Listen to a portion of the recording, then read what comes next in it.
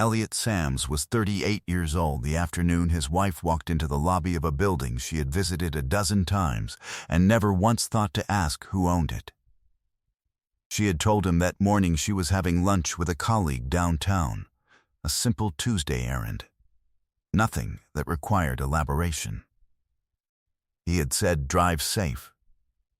He had meant it. He was already at his desk on the 4th floor of a 10-story commercial building on Trade Street in Charlotte, when the lobby camera feed on his secondary monitor showed Simona Sams walking through the front entrance at 12:14 with a man named Garrett Osai holding the door for her, his hand at the small of her back, familiar in the way that only happens after considerable practice. He watched the feed for 11 seconds. Then he turned back to the permit drawings on his desk and picked up his pen. She thought he worked there. She had visited enough times to know the suite number, the receptionist's name, the coffee machine by the elevator. She had never thought to read the building directory placard by the front door, the one that listed the property owner as L's Commercial Holdings, which was the company Elliot had registered in his own initials 8 years before she ever walked into his life. The man she brought to his building that afternoon was under the impression he was walking into someone else's house. He was not. What happened in the months that followed would rearrange every assumption both of them had been building their plans around, and Simona would discover, in a conference room on the 7th floor of a building she thought she understood, that erasing a man from your plans was not the same as erasing him from the deed. Before we jump into the story, comment where in the world you are watching from and subscribe, because tomorrow's story is one you need to hear. Elliot Sams had always been the kind of man who arrived early and left late and never made it anyone else's business. He was up at 5:30 most mornings, sitting at the kitchen table in the house he and Simona kept in Plaza Midwood, reviewing the day's project list before the city fully woke.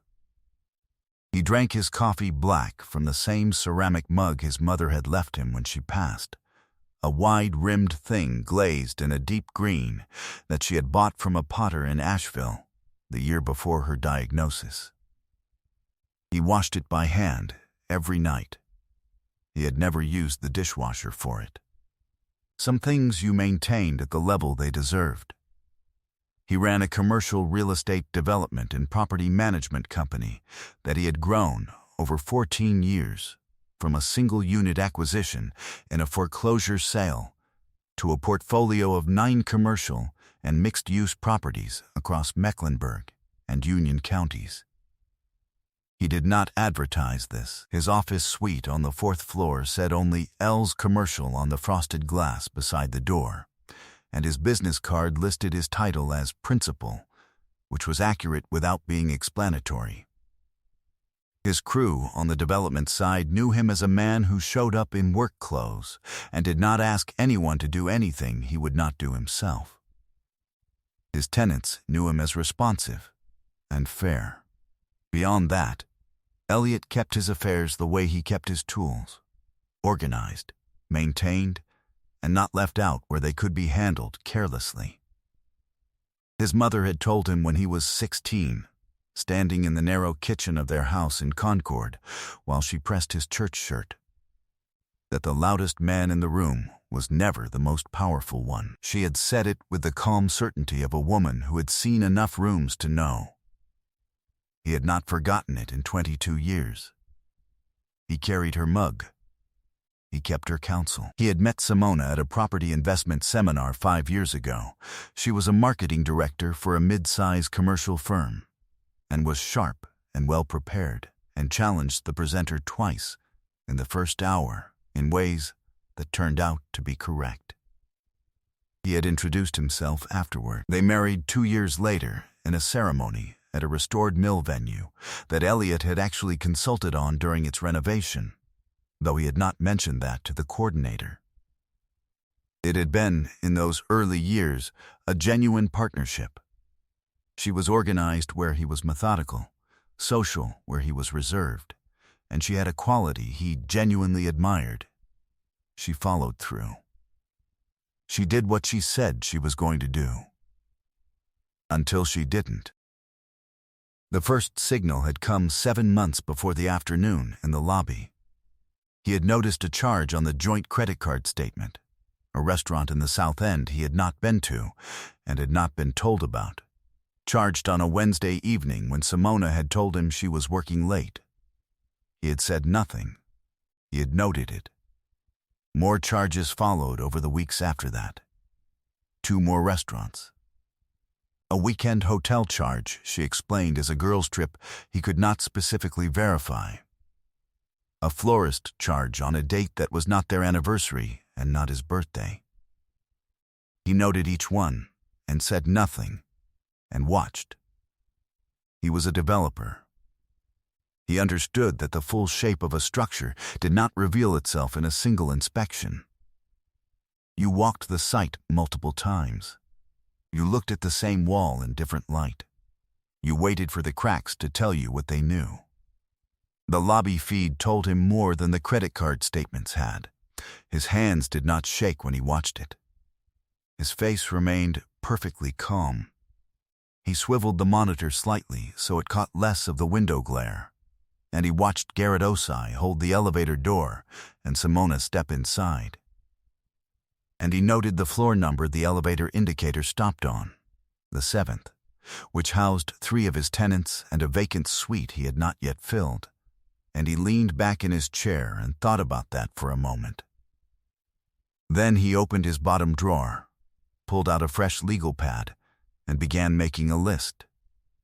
He had the lobby footage archived. The building's camera system ran on a 30-day retention cycle that he had personally upgraded 18 months prior after a tenant reported a theft in the parking structure.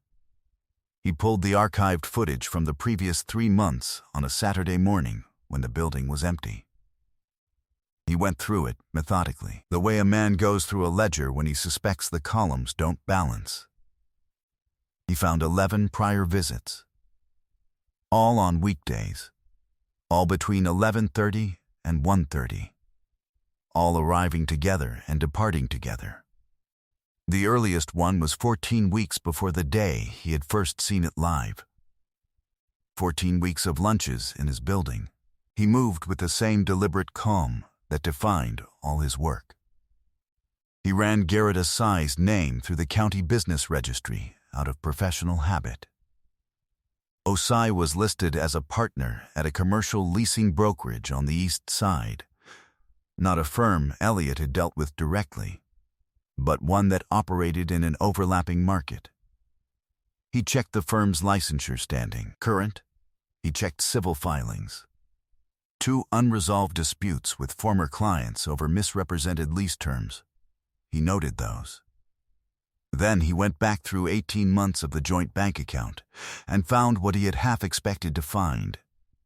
Transfers to a savings account he did not have access to, irregular but patterned, never more than $700 at a time, always on Fridays. Always in the 3 days following a weekend he could not account for. The total was $18,400. He downloaded every statement and added them to the folder on his laptop he had labeled. Simply, with a single initial, S. He opened the joint investment account they had set up 3 years ago and found something that moved the matter entirely out of the category of infidelity and into the category of fraud. 3 weeks prior, a transfer of $42,000 had been made from the joint investment account to an external account he did not recognize. The transfer notation read, "Portfolio reallocation, per spouse directive." He had not directed it. He had not been consulted on it. His electronic signature on the transfer authorization form had been applied without his knowledge, using the digital signature template that was stored in the brokerage platform. He looked at that line on the screen for a long time. His mother's green mug was on the desk beside him. The coffee in it had gone cold. He picked up his phone and called the only attorney whose name he needed in this situation. Her name was Felicia Tanner, and she had been handling commercial and marital asset litigation in Charlotte for 19 years. She was 58, compact, with a directness in her speech that eliminated any comfort a client might take from ambiguity. Elliot sat across from her the following Monday afternoon and walked her through the folder, the lobby footage, the bank transfers, the investment account transfer, and the authorization form with his forged signature. She read the authorization form twice and set it down. "The $42,000 transfer is wire fraud," she said. "That is not a civil matter. That is a criminal exposure for her and potentially for whoever advised her to execute it." "I want to know if Osei's firm was involved," Elliot said. "If he participated in structuring the transfer, yes." She looked up. "Do you want criminal charges pursued?" "I want her to understand what she did," Elliot said. "I want the money returned, and I want the divorce settled on accurate terms. The rest is for the Dawes office to decide." Felicia nodded. "The building," she said. "She doesn't know. She's visited the office. She's never read the directory. Then, she's been calculating her settlement on a fraction of your actual holdings." She allowed herself the smallest pause that could be called a pause. That is a significant miscalculation. She told him what she needed from him: the full property portfolio documentation, the L's Commercial Holdings Trust records, the business registration history, and the forensic accounting firm she worked with regularly to trace the investment account transfer. She told him to continue behaving normally.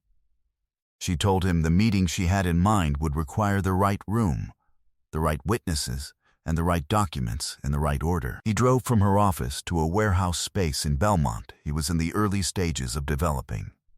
A 1940s textile building he had purchased 2 years prior and was converting to mixed-use commercial and residential units. He walked the floor in his work boots, checking the progress on the electrical rough-in, talking with his foreman, running his hand along a cast-iron column that had stood in that building for 80 years and would stand for 80 more if the work was done right. The building didn't know about any of the rest of it. The work didn't know. He found something steadying in that. That evening he went home and made dinner. He set the table with 2 plates. He asked Simona about her day, and she told him about a campaign pitch that had gone well, and he said that sounded like a good day. She looked at him across the table with the particular expression of a woman managing 2 separate narratives at once. He looked back at her with the particular expression of a man who had already read both of them. He was not performing. He was simply finished with the part of the process where he didn't know. The loudest man in the room was never the most powerful one. 3 days passed. Felicia's forensic accountant traced the $42,000 transfer to an account held jointly by Simona and a financial entity registered 4 months prior in Delaware, a shell with a single-sentence purpose statement, and 1 listed officer, Garrett Osei. The structure was transparent enough that the accountant described it, in her written summary, as unsophisticated. They had moved fast and without sufficient cover, the way people moved when they were confident the person they were moving against would not look. Felicia's letter went to Osei's firm's legal counsel the following Thursday, citing the fraudulent transfer and the forged authorization signature, and requesting the return of the funds within 5 business days before the matter was referred to the district attorney. The letter arrived on a Friday.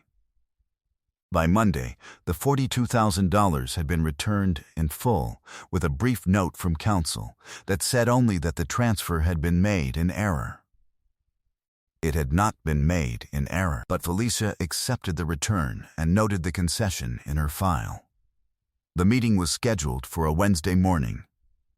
Elliot had arranged it as a mediation session at the suggestion of his attorney, a private settlement conference, he told Simona, to discuss the terms of what he described, calmly, over dinner the previous Sunday as a separation he thought had become necessary.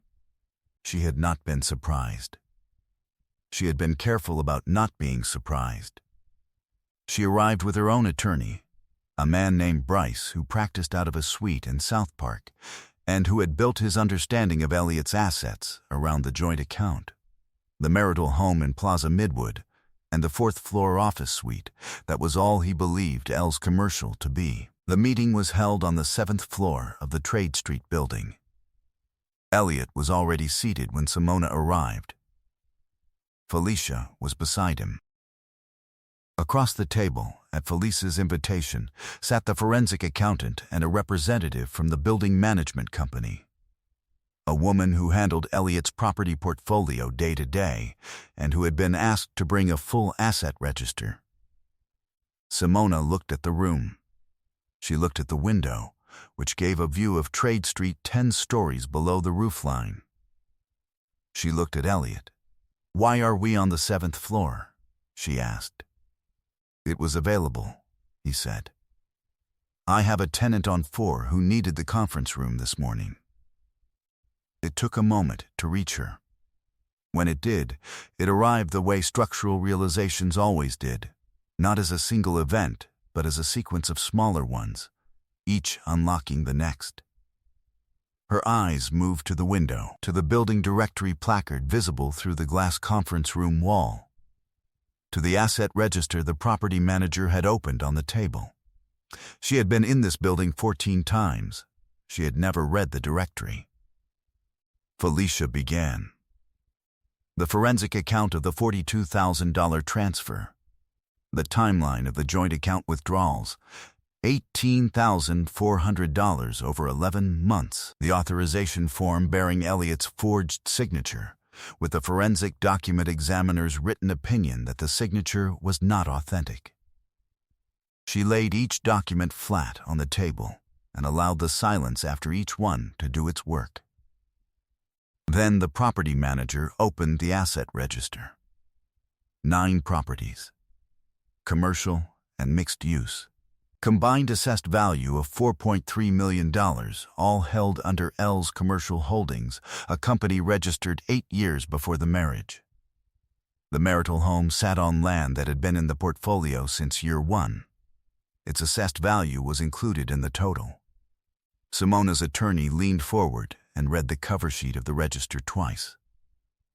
"All premarital acquisition," Felicia said, "held in the company trust, not subject to equitable distribution." She paused. "The marital home renovation, funded in part from joint funds during the marriage, creates a partial claim we're prepared to address. The rest is not in play." Simona's attorney asked to confer privately. They stepped out. Elliot poured water from the carafe on the table and drank it slowly. The forensic accountant organized her papers. The building hummed quietly around them the way buildings did, indifferently, solidly, built to outlast the business conducted inside it.